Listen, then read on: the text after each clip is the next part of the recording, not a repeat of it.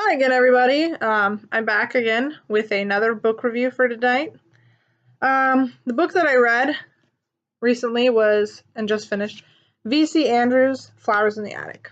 I'm going to talk a little bit about V.C. Andrews and all this amazing stuff that I found out with this book, but I want to start from the beginning.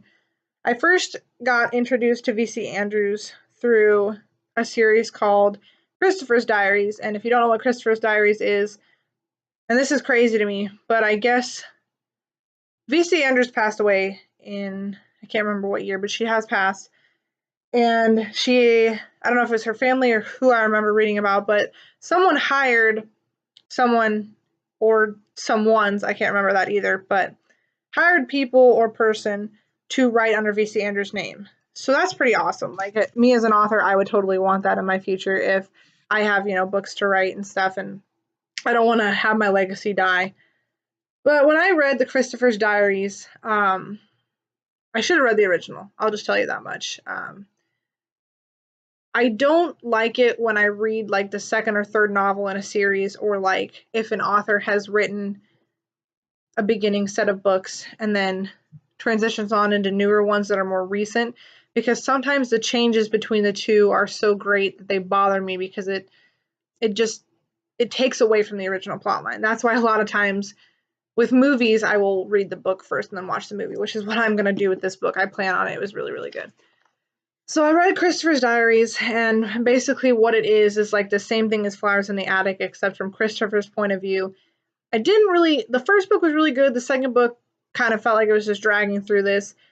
I think what it is supposed to be is a 3-part series about their entire stay at Foxworth Hall. But I'm not for sure. I think that's what it's supposed to be. But anyway, so once I read the first 2 Christopher's Diaries books, that's when I finally found out that, hey, Flowers in the Attic is the original. So I was like, okay, why don't I stop and go back and read this first? This is like, if I remember right, I have to look here, but I'm pretty sure there's about 5 or 6. There's 5 books in this entire Dollanganger family series before you go on to the Christopher's Diaries, which also ties into this. It's kind of like adding on to this big series to kind of make it all about the same plotline. But this was definitely my favorite book. So after I read the 2 Christopher's Diaries books, I'll probably read the 3rd one also now and also probably read the other 4 novels that are in this little series about the family, because I really want to know what happens to everybody in the end. But Flowers in the Attic was a really, really, really good read. Sorry to be rambling. But it was a really good read. I really liked it. I'm glad I went back. I wish I would have started with this first, finished all 5 of those books, then read the 3 Christopher's Diaries, and kind of went from there. Because unfortunately, reading Christopher's Diaries, you hear the entire story of Flowers in the Attic, so you don't really get all the surprises and twists and turns that you would in this book. It kind of spoils it for you. But needless to say, I was still surprised, shocked. I was like glued to the pages. I had to read chapter after chapter after I started getting to the end. It was that good. But again, I can't go back and change it. But anyway, let's actually talk about the book now instead of rambling on.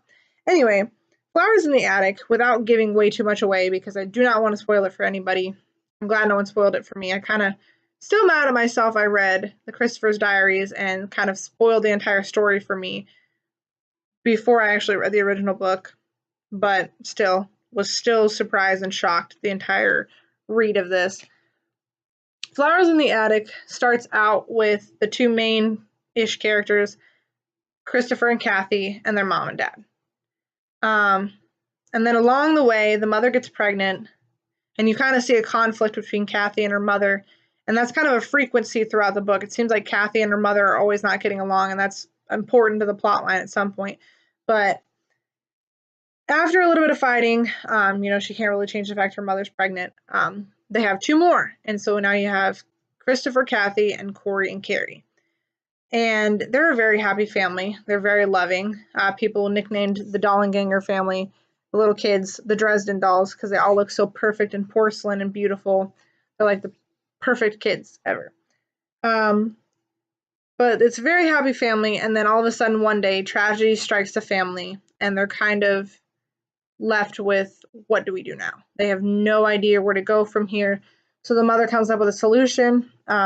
She sends a message to her mother asking if they can come and stay in this Foxworth Hall. Foxworth Hall is a gigantic mansion that her and her parents own. Well, her parents, excuse me. Her parents own that she used to live in when she was younger, and then she ran away and got married and kind of cut ties. When she went and got married, it kind of cut ties between her and her mom and dad. And that will be explained why in the story as well, so I want to spoil that for you, especially people that have already read it. I don't want to spoil it for those that haven't like I did. But later on in the story, the grandmother sends back a letter saying that they can come to the house, but the mom doesn't want to show anybody this letter. She just like reads the letter. I think like one of the kids asks her what it says, and she won't really tell them. She's like, hey, just pack a bag. We gotta go. And so all the kids pack a bag, and they head overnight to Foxworth Hall. And that's kind of where the story is based in. I don't want to continue on and tell you much more about it, but I will tell you a lot of it happens in Foxworth Hall. V.C. Andrews will not leave you hanging. I appreciate that this book actually ended with kind of a resolution rather than, ending with kind of a cliffhanger, making you wait for the next book. Because, I like when authors do that, more power to the author, do whatever you want. But it just sucks sometimes, especially if it's a newer book, because then you have to wait for the next book to come out. But I did appreciate that she kind of ended it with a positive resolution. There wasn't a cliffhanger like, hey, you have to read the next book to find out more of what happens. I guess in a way she kind of did, but at least for this story anyway, it ends with a good positive resolution. And the other stories are based on the same family, but I think they're different stories of their lives and what happened after all of the events in Flowers in the Attic, which is a good thing. Definitely a book I would recommend. This is not the original. I bought this off of Amazon. I lost the original, bought this to continue reading it, and then found the original, and I was like, well, crap. So I kept this one, and it's a little tore up in the back. If you can't see the cat chew marks, my cat loves books as much as I do, apparently. But I would definitely recommend this book to anyone that is looking for a good read. V.C. Andrews has a lot of twists and turns to her book, and I really appreciate that. And I'm definitely going to read more. I've got a list in here inside the cover of tons more books I can read, so I think I'm going to continue reading and see how great all of our other stories are. I'm sure I won't be disappointed. So anyway, thanks for staying tuned with me.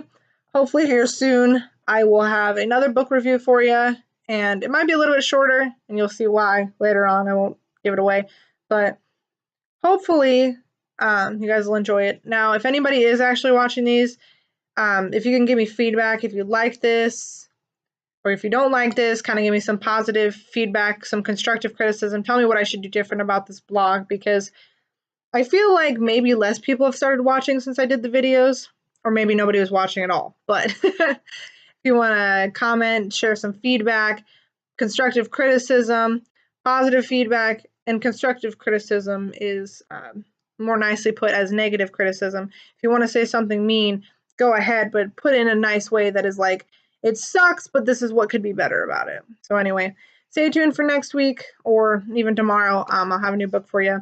And thanks for watching with me tonight.